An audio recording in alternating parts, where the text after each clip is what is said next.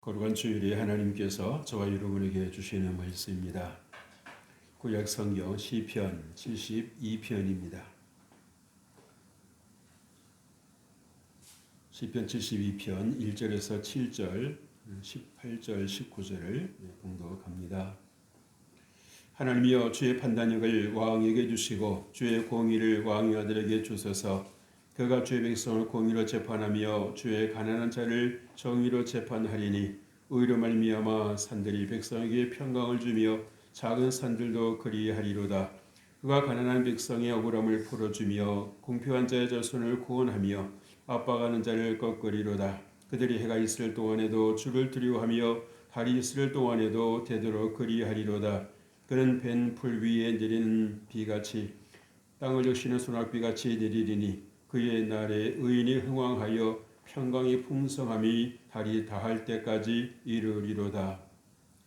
18절입니다. 홀로 기이한 일들을 행하시는 여호와 하나님 곧 이스라엘의 하나님을 찬송하며 그 영화로운 이름을 영원히 찬송할지어다. 온 땅에 그의 영광이 충만할지어다. 아멘. 아멘. 아멘. 할렐루야. 오늘 귀하고 복된 주일입니다. 하나님께서 여러분들과 함께 하시기를 주의 이름으로 축복합니다.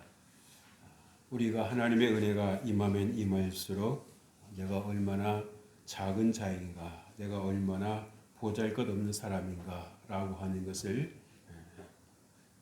누가 가르쳐서가 아니라, 누가 그렇게 생각을 하라고 해서가 아니라 스스로 깨달아지는 것을 볼 수 있습니다.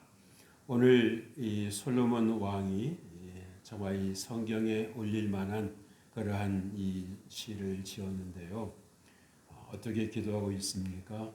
하나님이여, 주의 판단력을 왕에게 주시고 또 주의 공의를 왕의 아들에게 주소서라고 좀 기도하는 마음이 담긴 시를 성경에 올렸습니다. 정말 예수 그리스도를 탄생을 기다리는 대림절을 우리가 지나고 있습니다. 2000년 전에 예수님께서 우리 죄를 또 대속하시고 구원해 주시기 위해서 인간의 몸을 입고 이 땅에 오셨습니다. 그렇다고 하면 우리가 정말 그 누구를 막론하고 자신이 하나님의 사랑을 깨닫든지 그렇지 못하든지 다 하나님 은혜 안에 있고 하나님의 사랑을 받고 있는 그런 귀한 존재가 되었다라고 하는 것을 가르쳐 주고 있습니다. 그래서 정말 이 세상에 사는 인생치고 결코 사랑 없이도 살 수 있는 존재는 하나도 없다라고 하는 것을 다시금 하나님께서 우리에게 말씀을 통해서 넌지시 가르쳐 주시고 있는 거죠. 그래서 여러분, 오늘 이 말씀을 보면서 우리가 한 해의 길 끝자락에 와 있지 않습니까? 근데 이제 예수님의 탄생이 이 한 해의 끝자락에 있는 것을 보면서 세상의 끝이 하나님의 시작이다 라고 하는 것을 생각을 해보게 됩니다. 그래서 우리가 신앙생활을 하면서도 처음부터 하나님을 의지하고 처음부터 하나님과 동행하면 얼마나 좋겠습니까? 그런데 자기 방법으로 자기 노력으로 발버둥을 치다가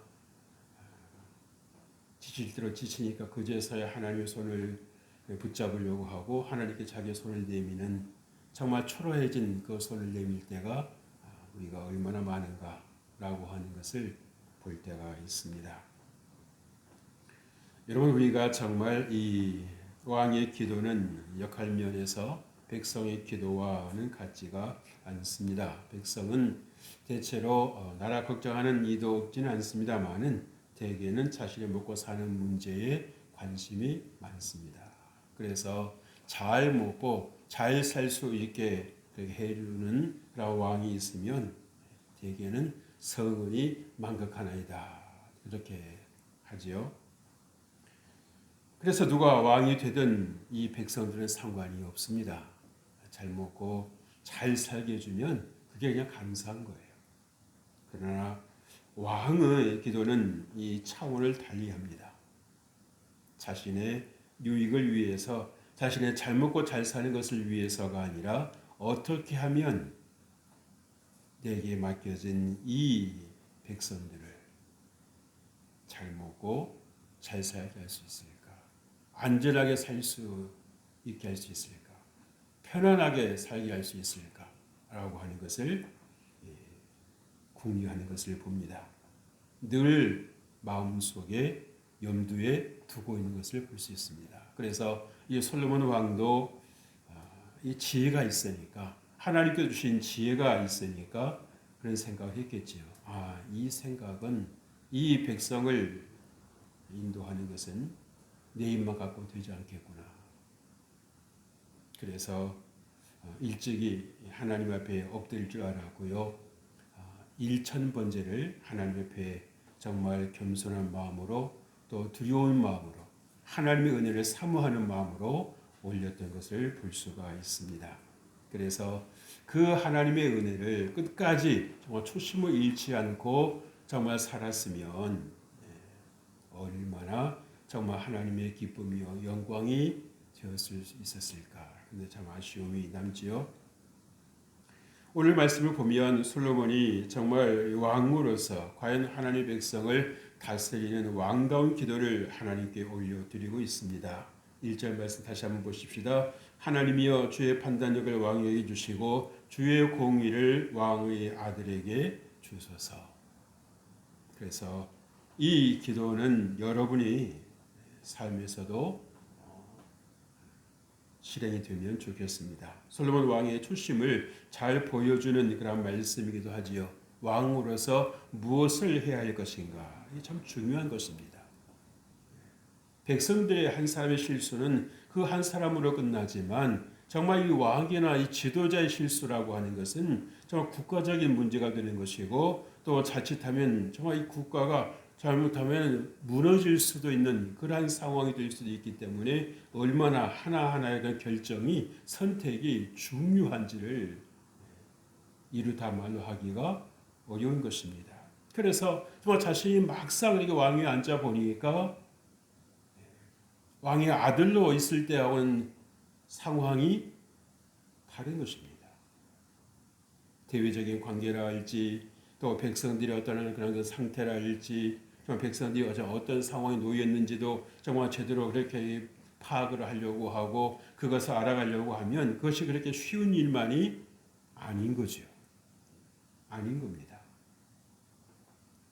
우리 왕이 되었으면 좋겠다라고 생각을 하지만 그럼 막상 이러고 왕의 자리에 올라 앉아 보면 과연 그 왕의 자리가 그렇게 편한 자리인가?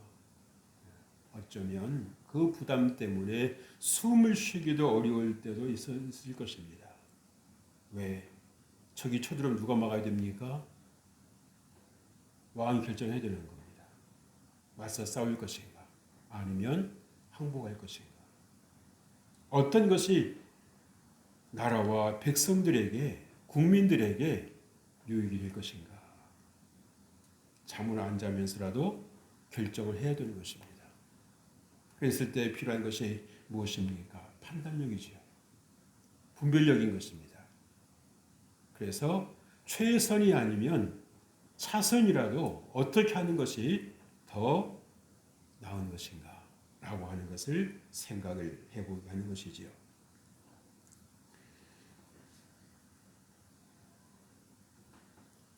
종종 자신에게 우리가 간혹 보면 속는 경우가 있지 않습니까? 그죠?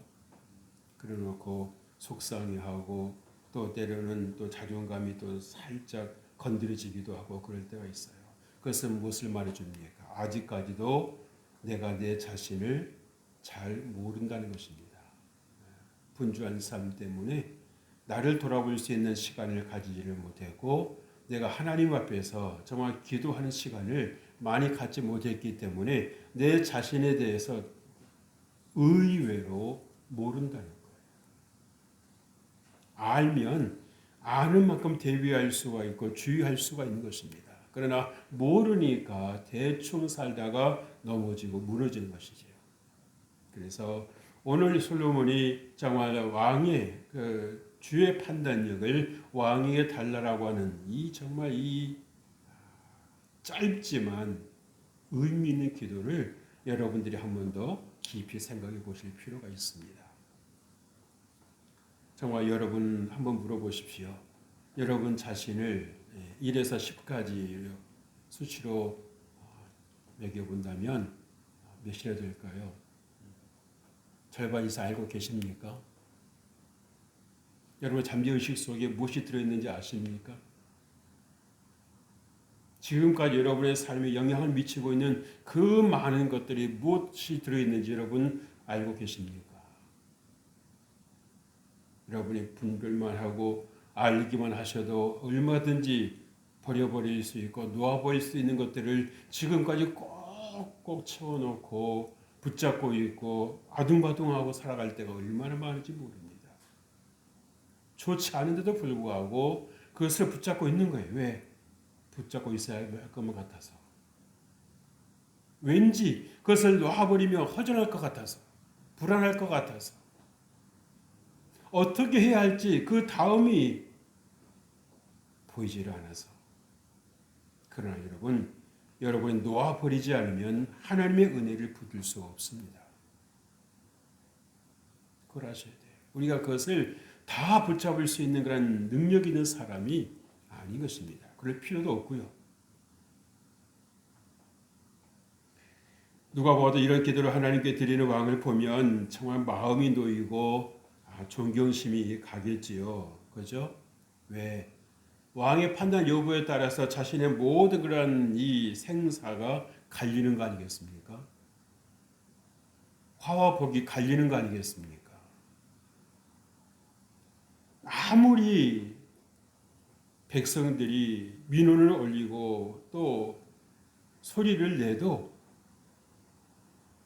왕이 무시해버린다면 자기 길을 가기를 주저하지 않는다고 하면 이 백성들과 왕 사이는 갈등의 골이 깊어질 것입니다.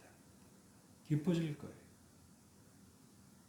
그래서 정말 왕을 존중하는 백성을 존중하는 왕이 왕으로 있는가 아니면 백성을 무시하는 왕이 왕으로 있는가라고 하는 것은 천지 차이다라고 하는 것입니다. 그렇다면 하나님의 기도를 받는 왕의 역할은 어떠해야 될까요? 밖에서 쳐들어오는 적들로부터 백성을 보호할 수 있는 책임을 감당하게 될 것입니다. 안으로 오는 힘 있는 자와 약한 사람 사이에서 억울한 일이 없도록 중재 역할을 해줄 것입니다. 그러한 가난한 사람이 또 삶을 꾸려갈 수 있도록 강제가 아닌 그러한 좋은 방법을 또 강구해서 저들도 함께 살아갈 수 있도록 도와줄 것입니다.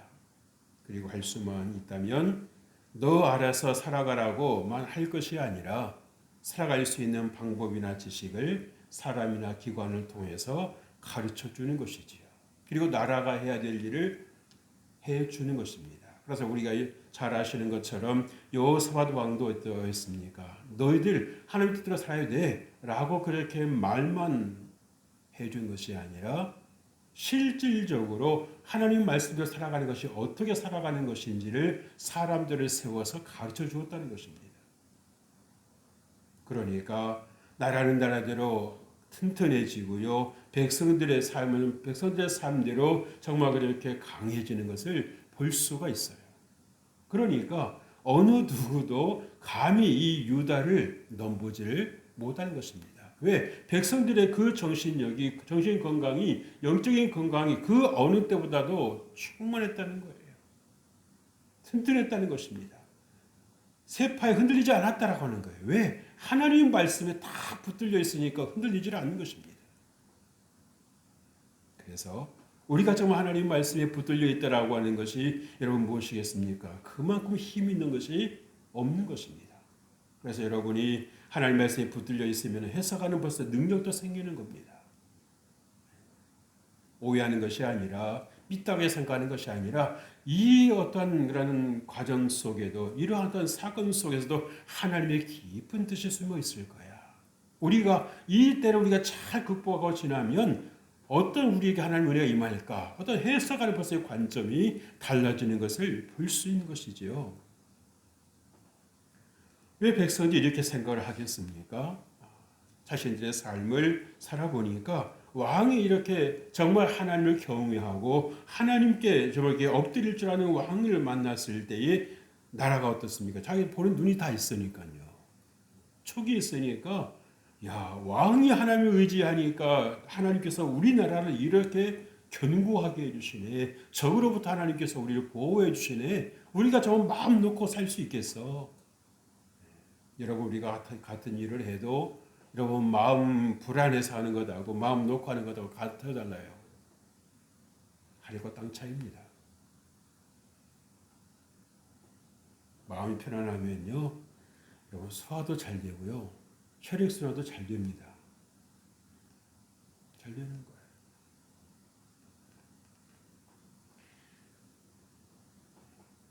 정말 이렇게 하나님의 뜻을 강구하는 그러한 이 왕에게 백성들은 존경의 마음을 가지겠지요. 왕의 정책에 잘 따를 것입니다.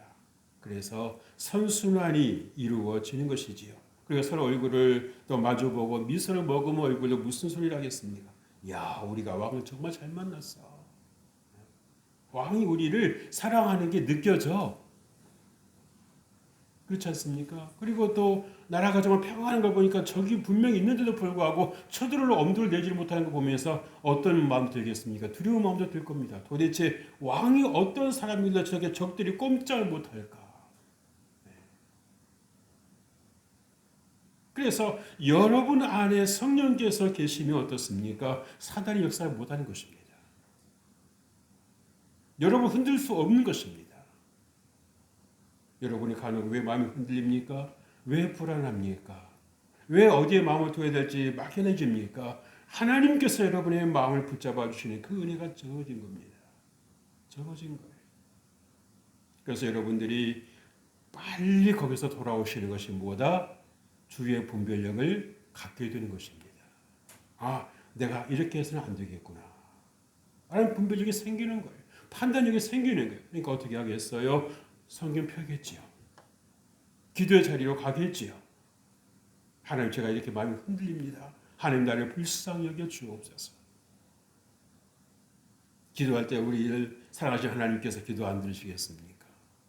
오히려 여러분들이 기도의 자리를 와주기를 바라시며 하나님이신데 하나님께서 얼마나 기뻐하시겠어요.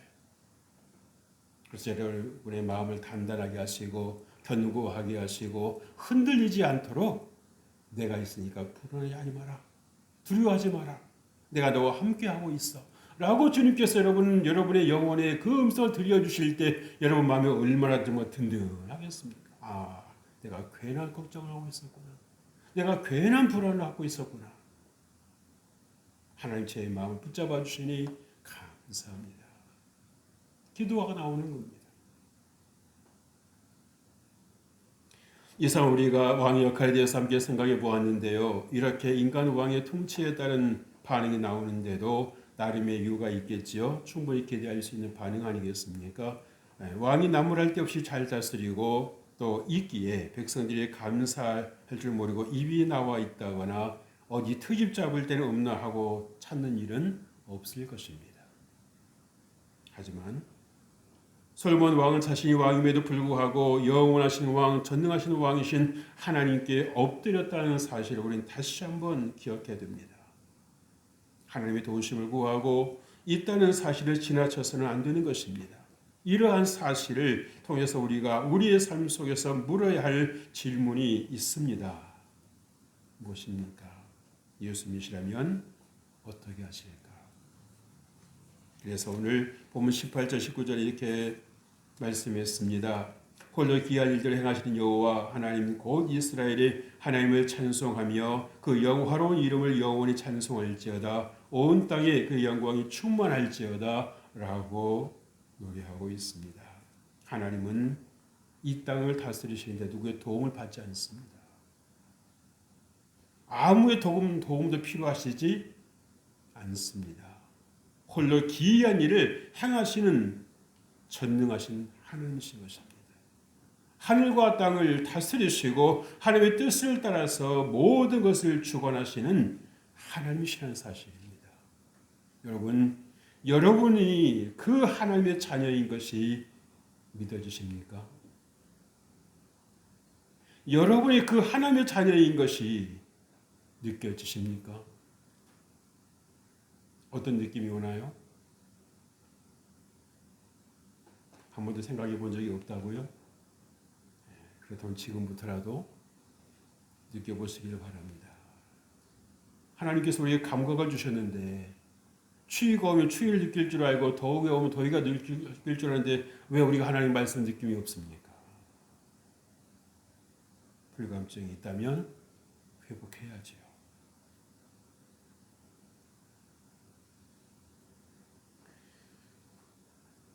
오늘 27절 18절 말씀 18절 19절의 말씀 무엇입니까? 하나님의 통치를 받는 대상을 가리키시는 것을 볼 수 있지요. 그런 면에서 본다면 온 세계가 하나님을 찬양할 수 있어야 된다는 말입니다. 이스라엘만이 아니라 온 세계가. 그리고 그 속에는 누가 포함되어 있습니까? 저와 여러분이 포함되어 있는 것입니다. 우리가 하나님의 은혜로 살고 있다라고 하는 것을 여러분들이 인지하셔야 된다는 거예요. 때로 여러분 느낌이 정말 그렇게 온도 차이를 드러낼 때도 있습니다만은 그래도 여러분의 의식은 깨어 있으셔야 되는 것입니다. 이 환경 속에서도 이 추위 속에서도 하나님은 나와 함께 하신다라고 하는 것을 여러분들이 믿으실 수가 있어야 되는 것이죠. 왜 그렇습니까? 왜 우리가 그렇게 해야 되는 것입니까? 그것은 오직 하나님 한 분만이 우리의 영원한 통치자이시기 때문인 거죠. 자신의 유익이 있고 없고의 기준이 아니라 공의와 정의로 다스려 주시기 때문입니다. 때로 우리 눈으로 보기에는 하나님께서 다스리신다고 하는 나라가 세상이 왜 이런 모양일까? 회의적인 생각이 들곤 합니다. 우리가 가지고 있었던 그런 하나님에 대한 확신마저 이해할 수 없는 상황이 계속될 때에 흔들리고 약해지는 것을 부인할 수가 없는 것입니다. 심지어 우리가 성경에서도 하나님의 음성을 들었던 선지자들도 하나님께 여쭙지 않았습니까? 악을 행하는 자들이 왜 이렇게 잘 되는 것일까요? 거기에 대해서 우리 하나님은 이렇게 말씀해 주십니다. 들려주십니다. 시편 37편 1절로 3절 상반절의 말씀입니다. 악을 행하는 자들 때문에 불평하지 말며 불의를 행하는 자들을 시기하지 말지어다. 그들은 풀과 같이 속히 배임을 당할 것이며 푸른 채소같이 쇠전할 것이미로다. 여호와를 의뢰하고 선을 행하라. 잠언 24, 29절 말씀입니다. 너는 행악자들로 말미암아 보는 부은을 품지 말며 악인의 형통함을 부러워하지 말라라고 말씀하십니다. 보면 1절과 같이 왕으로서의 모범적인 기도를 주 앞에 드렸던 솔로몬이었으나 그 역시 인간이기에 말년에는 믿음의 자리를 떠나지 않습니까? 그래서 여러분 우리 인생은 결코 온전하지 않다는 것입니다. 솔로몬만이 아니지요. 우리도 그럴 가능성은 얼마든지 갖고 있지 않습니까? 그래서 나의 연약함을 알고 하나님을 의지하는 것이 대단히 중요하다는 사실입니다. 이제 오늘의 말씀을 정리해 보십시다. 솔로몬 왕이 하나님을 사랑하고 또 나름 사람들을 놀라게 하는 지혜를 가졌음에도 불구하고 하나님께 엎드릴 줄 아는 지혜가 있었을 때 그런 주의 판단력을 달라고 기도했습니다. 주시면 주시고 말면 마는 것이 아니라 사모했다라고 하는 거지요. 갈급했다라고 하는 것입니다. 여러분의 인생을 살면서 무엇에 갈급해하고 있습니까? 무엇에 목말라 하고 있습니까?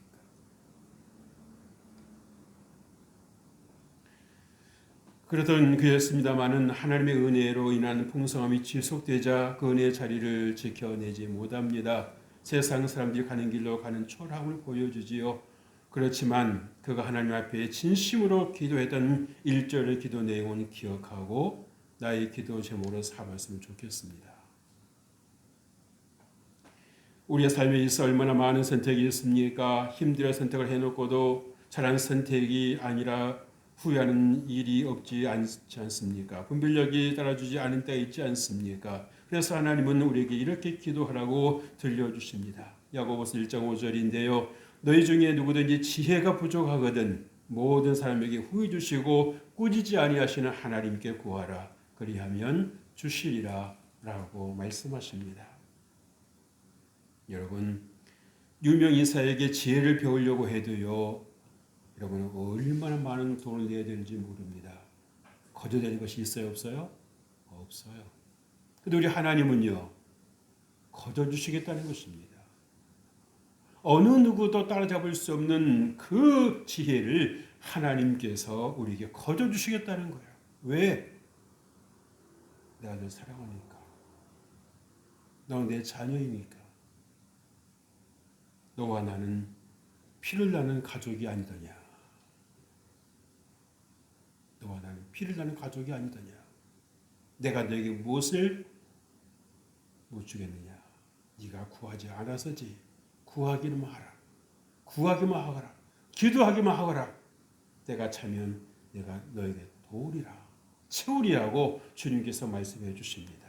그래서 우리가 끝까지 믿음을 잃지 아니하고 하나님께서 나와 함께 하시는 것을 늘 우리가 굳게 붙잡고 나아갈 때에 우리의 삶에 하나님의 놀라운 은혜가 함께 하실 줄로 믿습니다. 그래서 정말 오늘 솔로몬 왕이 기도했던 주의 판단력, 주의 공의 우리가 우리의 삶에도 있어야 되지 않습니까?